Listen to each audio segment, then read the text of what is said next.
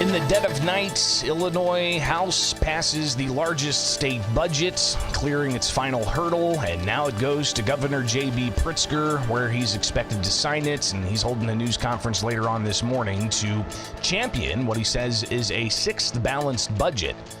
But some concerned it increases taxes too much, spends too much, and uses various gimmicks like fund sweeps to pad the budget now that there are no more increased federal tax dollars from the COVID-19 pandemic. It's Bishop on Air. Like, subscribe, hit that notification bell. Appreciate you guys being here. And the House was in all throughout this morning. Here we are. It's 8:24 as I record this live to tape, and they didn't finish up until about 4:45 this morning. And procedurally, that's what they decided to do. Instead of, doing it in a 9 to 5 type of fashion, maybe in April to when they could then come back and, plug some holes or do some trailer bills. It seems to be an annual tradition at the Illinois State House to pass a budget in the wee hours of the morning. So last week they were scheduled to adjourn on Friday, but they had budget contingency days throughout the rest of May. And when it became clear on Friday that they had to stick around past their adjournment dates because procedurally they had to read a bill 3 times in one of the chambers.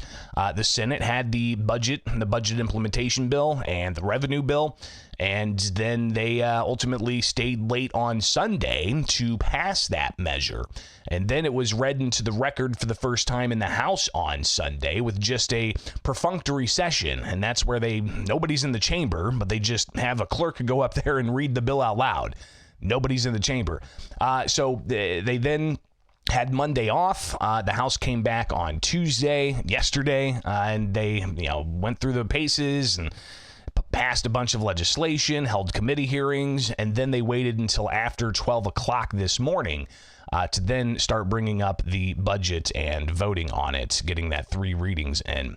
But lots of reaction here. So let's go through this together, including from Governor J.B. Pritzker, who released this statement saying that for the 6th consecutive year, the General Assembly and I have passed a balanced budget that uplifts the working families of Illinois, saves more money in our rainy day fund, creates jobs, lowers taxes on small businesses, grows our economy, and continues our track record of fiscal responsibility.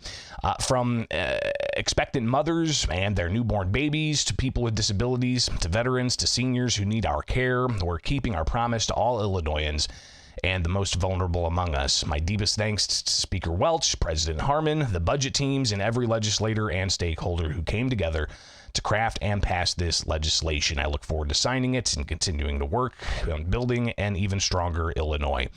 So Governor J.B. Pritzker releasing that statement. He'll have a lot more to say, I imagine, later on this morning when he holds a news conference. But you've got others who are pushing back against this.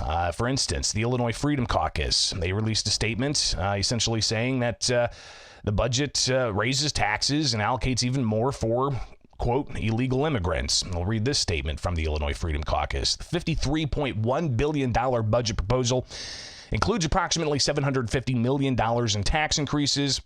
The budget also authorizes $622 million in spending for illegal immigrants.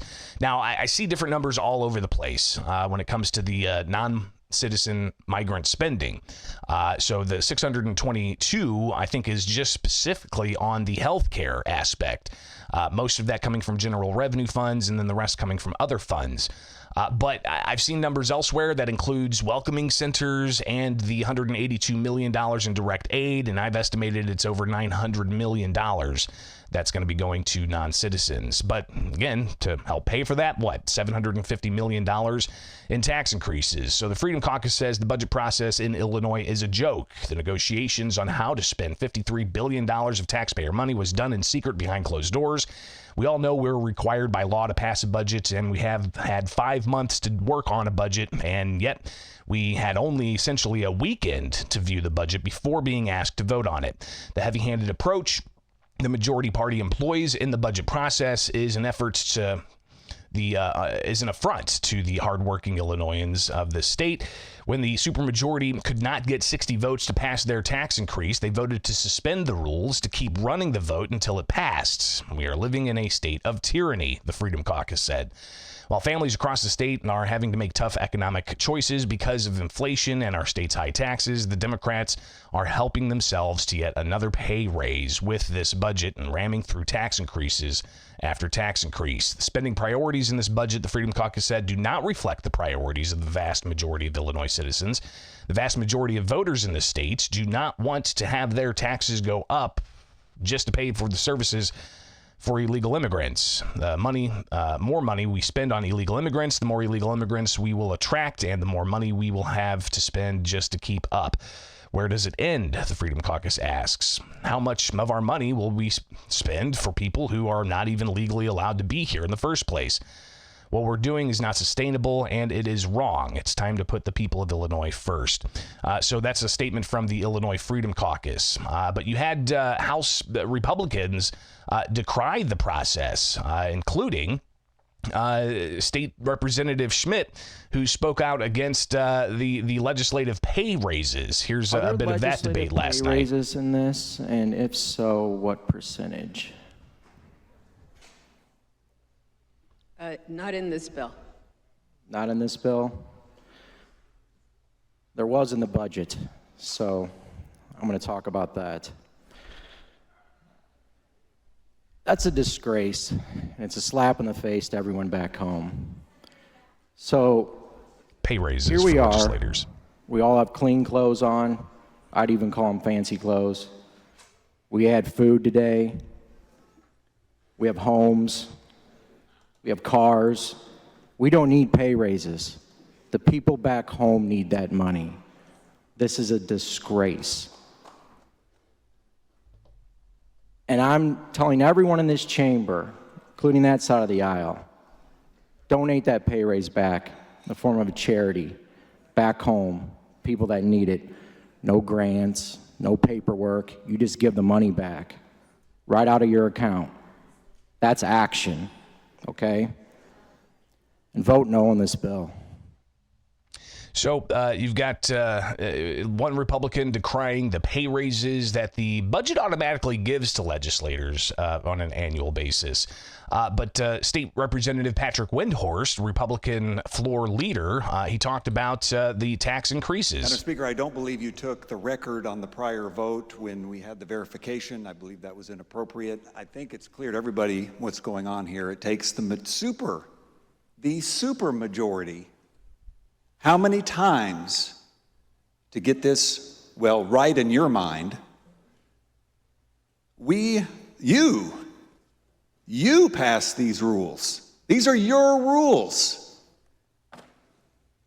I think you're wrong with the motion to reconsider. That's not the appropriate process. Rule 72 is clear about what's to occur with concurrences.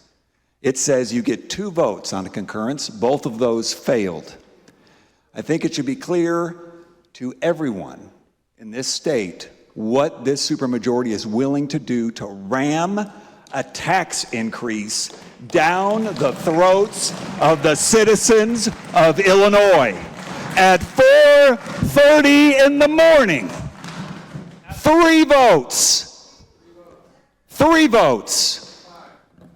Request a verification. So, again, the process, and we see this all throughout session, is majority Democrats, yes, they approve the rules for each General Assembly, and you go through and you read all these rules, and it's about, we got committee hearings that have to happen, and, you got X number of things that need to be in place, and these dates here, those dates there.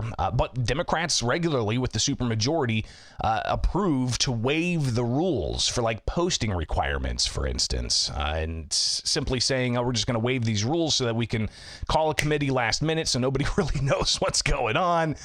Even journalists covering this get kind of last minute updates on a committee, and then we got to rush over and see what we can make happen. But the process itself is unsavory for a lot of people watching this, including Republicans.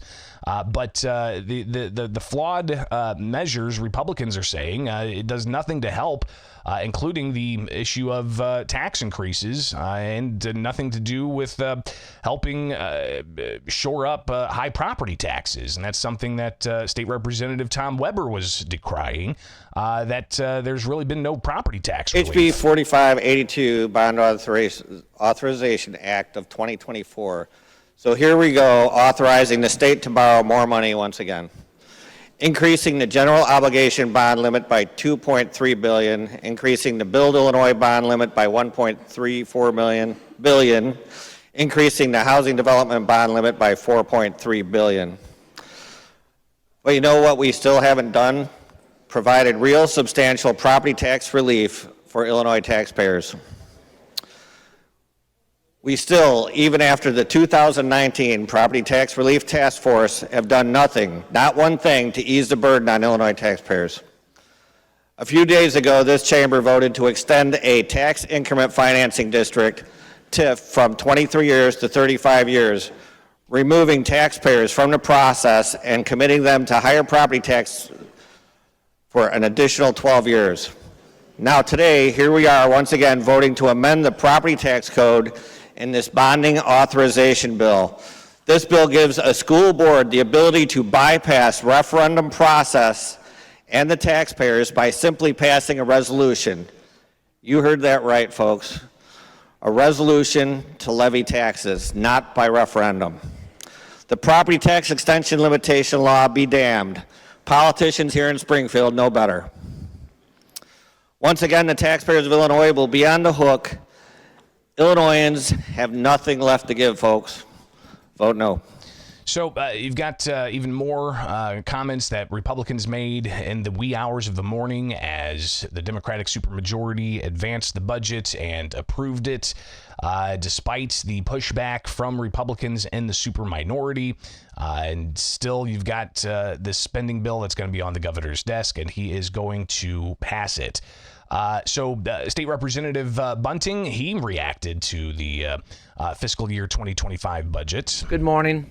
I'm State Representative Jason Bunting with an update from Springfield on this final night of the spring legislative session. Final morning. This is my second year as your state representative, and this year's session ended almost exactly as the first one did, with another big spending state budget being rammed through in the middle of the night. The state budget, which passed with 0 Republican votes, raises taxes by $1 billion and increases spending by $2.6 billion compared to last year. It includes another pay raise for politicians and $182 million for non-citizens. This is the most expensive state budget in Illinois history. Since 2020, state government spending has grown by more than $13 billion, from a budget of $40 billion that year to over $53 billion this year. Hardworking Illinois taxpayers are forced to carry the burden of paying for this spending spree. The budget bill was just under 3,400 pages long and was introduced in the House late on Sunday night of Memorial Day weekend. It was voted on in the very early hours in the morning of Wednesday. Once again, the people of Illinois were denied transparency in the budget process. To make matters worse, while the bill gives tax breaks to Hollywood producers, it does not give any estate tax reform to Illinois farmers who produce our food. The priorities of this budget are all out of whack. The budget passed and the governor is expected to sign it. It was a disappointing end to the spring session. As we move into the summer, you can get all of your latest news from state government by going to my website at repbunting.com and signing up for my weekly email newsletter. Be safe and have a great summer. So, again, just reviewing some of the reaction after the early morning budget was approved by the Democratic supermajority, and Republicans decrying it, saying that it's not fiscally responsible. But Democrats heralding this. You've got the majority leader, Lisa Hernandez, with this statement released: new protections for flood victims, expanded access to affordable education, and fiscally and socially responsible state budget are among the key accomplishments that State Representative Lisa Hernandez had during a productive spring session. Our new budget values the diverse working families in our state, lifting up vulnerable communities as a result. By investing hundreds of millions towards ongoing public safety efforts, our communities are better positioned to prevent crime and keep our neighborhoods safe. We also added hundreds of millions to our cities, towns, and villages, ensuring communities like Cicero and Lyons can tackle the challenges we face. I look forward to talking with families about how Springfield continues to work for them. And then the statement goes on to highlight some other legislation that passed. But you've got associations also putting out statements. The Illinois Hotel and Lodging Association applauded the General Assembly for passing legislation they said levels the playing field between hotels and online travel agencies. Legislation expected to generate at least $30 million in additional revenue for the state. So this was part of the tax increase package for re-renters, and the Illinois Hotel and Lodging Association commending the General Assembly for passing its FY25 state budget. That includes a measure championed by the Illinois Hotel and Lodging Association to raise much-needed revenue for the state by closing a loophole used by third-party booking websites that allows their customers to pay lower taxes when they book rooms online. By closing this loophole, it's estimated the state will generate an additional $30 million, that is, in tax dollars that would have previously gone uncollected. So the Illinois Hotel and Lodging Association with that statement. But that wasn't the only measure that passed. You've got the Illinois Manufacturers Association releasing their own statements about legislative session and a whole bunch of different bills that passed, helping out what the manufacturers say is business owners. And Mark Denzler, the president and CEO, says, "We appreciate the ongoing collaboration with Governor J.B. Pritzker's office and legislators on both sides of the aisle to advance policies that will maintain our state's manufacturing strength, including the IMA's initiative to extend the research and development tax credit. We applaud passage of legislation establishing a framework for carbon capture and storage, which will foster economic investment and job creation while reducing greenhouse gas emissions, as well as important investments in career and technical education, workforce training, and transformative quantum computing technology. However, we're disappointed that businesses will not be able to fully write off losses for 3 more years. We look forward to continuing conversations in the coming months." So kind of a mixed bag in reaction here. But when it comes to the big line item that a lot of people are looking at, the $900+ million in non-citizen health care and direct services like housing and food and even welcoming centers, you've got a large amount of money there that legislators approved. But when it comes to the health care aspect of that, the group Healthy Illinois campaign applauding, quote, record funding for critical immigrant health coverage. And they said early Wednesday morning, the Illinois General Assembly passed fiscal year 25 state budget, which includes a record amount of funding for the health benefits for immigrant adults and health benefits for immigrant seniors programs. Total funding for the programs is estimated at $629 million, which includes $440 million from the General Revenue Fund and $189 million from federal reimbursements and other sources. This is nearly 15% increase from the previous fiscal year that was funded at $550 million.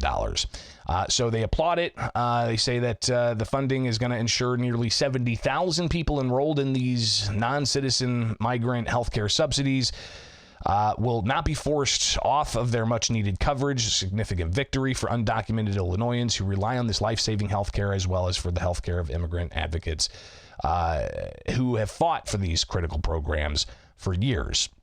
So, again, kind of a mixed bag of reaction here as to the measures that passed and how they're going to move forward with your tax dollars. And we'll be watching this, of course, as more will transpire. And I would encourage you to go to thecentersquare.com where you can follow along and see some of the latest, and especially the headline of, in the dead of night, Illinois House approves the largest spending plan in state history. But they also approved relieving medical debt. So that's something else the governor had in his proposed budget. That includes the, what I think he wanted $10 million to pay off $1 billion of medical debt. You also have the tax decrease. The grocery tax is going to be decreased from 1% to 0%. And that is going to lead to, municipalities struggling with that loss of revenue, but apparently they're giving municipalities the ability to increase that tax on their own. So Republicans said that that's a way of shifting the blame to local governments. And as you heard earlier, local governments, especially school districts, will have the ability to increase taxes even more. And also, July 1st, you're going to see another tax increase for your motor fuel tax. So that's expected to go up, another 2+% or something to that effect. So you're going to be paying more in Illinois gas taxes at the pump starting July 1st with the start of this new budget. Tons of other stuff to unpack, and we'll do what we can throughout the rest of the week to not just review the budget details, but to delve even further into some of the other particular measures that they did pass for the spring session. And what a eventful spring session it was, I guess you could say. All right, it is Bishop on Air. Be sure to like, subscribe, hit that notification bell. Greatly appreciate you guys being here each and every weekday morning. It's a lot, I know, but you guys being here fuels my fire, so I really do appreciate it. And be sure to follow along, and we'll be back at it before you know it here with Bishop on Air.